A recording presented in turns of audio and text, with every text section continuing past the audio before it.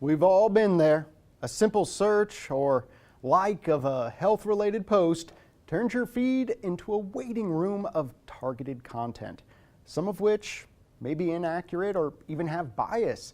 And here with us to discuss how we can navigate health content online is our friend from Blue Cross Blue Shield of Michigan, Shanti Appello. Shanti, welcome back to the show. Thank you so much. So this is a huge problem that we've been seeing primarily over the past couple of years. It's really blown up. People following the advice of influencers over their very own doctor. So Yeah. how is social media influencing our health decisions? Yeah. So there was a survey done in 2024, the Food and Health Survey by the International Food Information Council. And they found that 2 in 3 Americans trust the food and nutrition content that they see online on social media. And we also see that the content that is available is also increasing. So, for example, 42% of the content in 2023 was made up of health and wellness stuff. And then now it's 54% or Wow.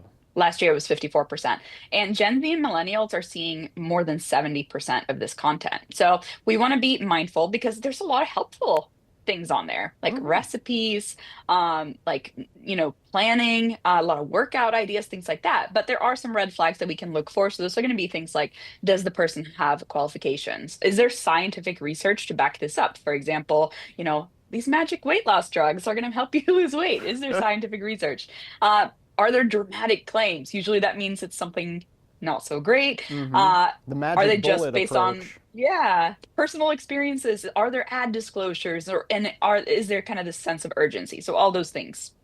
Gotcha. So how does this work? Why are influencers out there, for lack of a better way of putting it, peddling in misinformation? Yeah, well, a lot of people are motivated by money, right? They make money advertising products. So that's why it's really important to see if you see the hashtag ad or any kind of disclaimer in there, because then you know that that person is motivated by that. Now, that doesn't mean that the product doesn't work at all, right? Just because someone is financially motivated by it, but it's definitely a red flag that we want to look for. So then we kind of want to look more at their qualifications. So a large following doesn't necessarily equal qualifications or No, credentials. not at Kind all. of one of those things where you wouldn't have a plumber do your electric work. There are experts for that, right? Mm-hmm. And so influencer may use their appearance or certain language or environment to say that they have certain information that other people don't, and that kind of goes alongside with, really dramatic claims. Like, for example, in scientific research, we're never going to see researchers say, "Hey, taking this pill is going to wipe out your diabetes." But we see that more so on social media. Exactly. Now, are you seeing anywhere in particular where this is prevalent? I know I see a lot of this on TikTok, but maybe I just haven't fallen down those same health related rabbit holes on Instagram, Facebook, and other products. Do you see this kind of across the board on all social media platforms?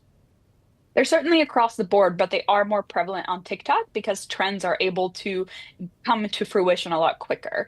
But also on Facebook, because they're more text-based, we also see a lot of, multi-level marketing type claims that become really big, and are oftentimes health related, really appealing to people's, desire to be healthy, and want easy answers. I think that's what makes people vulnerable for this kind of stuff is that, a lot of this stuff is easy to remember tips and tricks.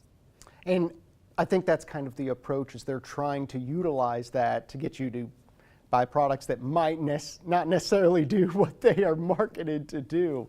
How Exactly. how can we combat this? I mean, of course, the best way is Yeah. to look at everything with a skeptical eye on social media, Yeah. but not all of us can necessarily approach social media in such a way. So, is there something, Yeah. before you take someone's advice, is there a way you can I don't know, maybe do some research on your own to make sure they're a viable source of information?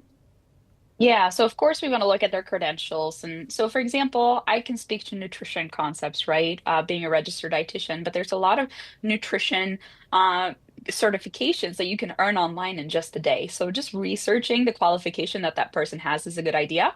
And then also just recognizing that things like all natural about foods it really has no meaning. It kind of sells Hmm. this illusion of certainty, but it doesn't have a real meaning. So if we see really dramatic claims and things like that, we want to go to sources that we know are reputable. So .gov, .edu sources, Cleveland Clinic, Harvard Health, those sources are all going to be great. Also, the USDA, the FDA, the NIH has great information about supplements, vitamins Gotcha. and minerals. That's actually my one-stop shop to really look at a lot of information because they link the research. They have information for consumers where it's really easy to understand terms, and then they also have information sheets for health professionals.